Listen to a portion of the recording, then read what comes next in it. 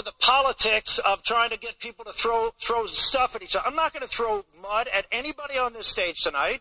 I'm not going to throw mud at anybody on the stage later. I'm not going to attack Donald Trump. What I'm going to say, Mike Huckabee and I were asked to come to an event where money was going to be raised to help our veterans. You know, I thought about it. I said, well, wait a minute. Now, if there were no political considerations, and I had some time because I'm not doing anything at 9 o'clock tonight. Well. And so, if I had some time, would I go if I could help raise money for veterans? Well, and the answer was yes, I would, and so I'm going. Well, Bill, can Thank you, Senator. 1 moment. We'll get to you in a moment. Are New York values different than Iowa values? You know, I would leave that to other people. I'm not going to get into an argument with all the New Yorkers because there's a lot of them. This much I will tell you. I wish that some of those New Yorkers had funded as much of my campaign as they did the corporately funded candidates, but they didn't. And to be honest with you, when I say I wish they had, I'm glad they didn't. I'm not a New York funded campaign. I'm not bankrolled by the corporatist.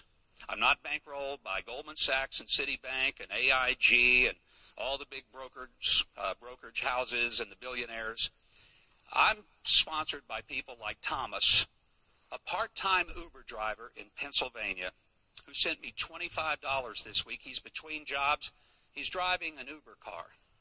But he believed in what I'm talking about enough that even on a limited part-time income, he sent me $25 to help in my campaign. I'll stand with the Thomases of the world any day. I'll leave all the discussion of the big financiers to other candidates, but there's only a few of us in the entire Republican process who are not corporately funded by the same group. And let me just finish by saying, you want to know why things never change depending on whether Democrats or Republicans are in power, and why Republicans in Iowa and the rest of the country are so frustrated? The reason is because if you follow the money, the same folks who finance the Democrats finance the Republicans, and no matter what the speeches and the ads, they get the same results. If you want a different result, I'm available. So Planned Parenthood have not changed, folks, and I will not be rendered silent on this issue or any other issue, and it doesn't matter what stage I'm on. Here are the facts. Planned Parenthood engages in partial birth abortion, in late-term abortion. They alter those abortion techniques to harvest and sell body parts. Americans find this practice horrific. Most Americans find horrific that Hillary Clinton's position on this is it's not a life until it's born. Most Americans find horrific Hillary Clinton's position, or the Democrat Party's position, that a young woman does not need her mother's permission to get an abortion. But if you're 13 years old, you can get an abortion, but you can't go to a tanning salon without your mother's permission. In a President Fiorina budget, there will not be one dime for Planned Parenthood, although there would be a lot of money for women's health, and we will finally pass the Pain-Capable Unborn Child Protection Act. I will always stand for life and religious liberty because this is about the character of our nation.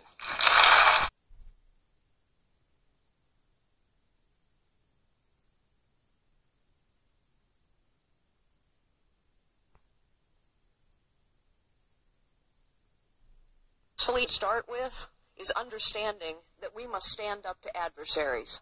So Hillary Clinton famously asked, what difference does it make how 4 Americans died in Benghazi? This is the difference it makes, Mrs. Clinton.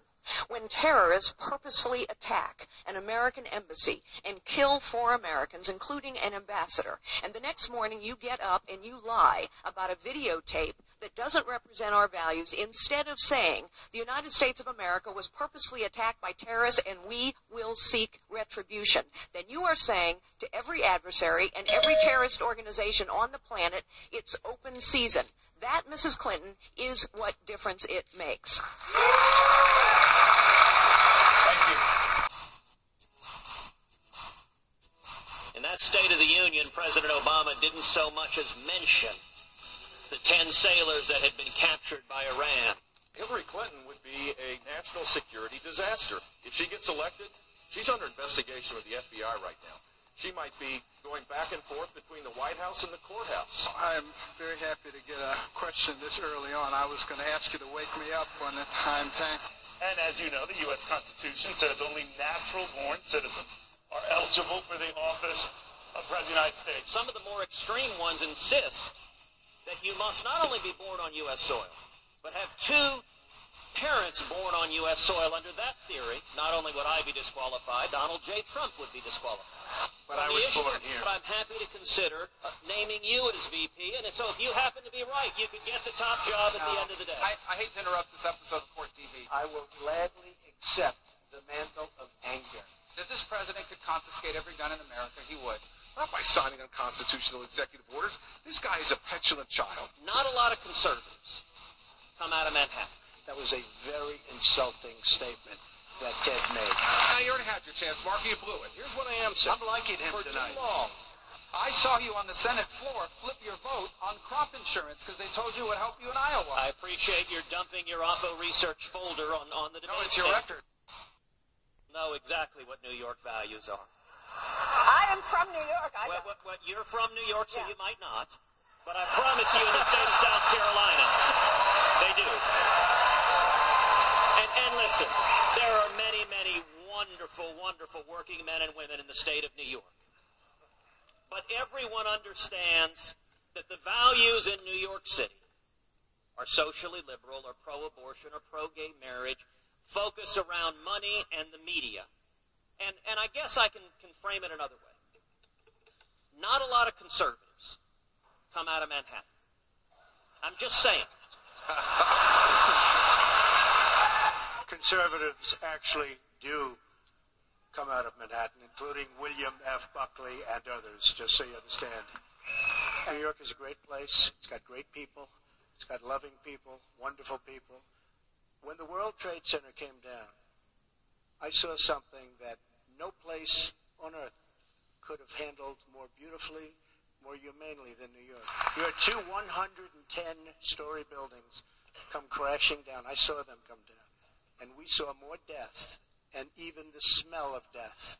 Nobody understood it. And it was with us for months, the smell, the air. And we rebuilt downtown Manhattan. And everybody in the world watched, and everybody in the world loved New York and loved New Yorkers. And I have to tell you, that was a very insulting statement that Ted made.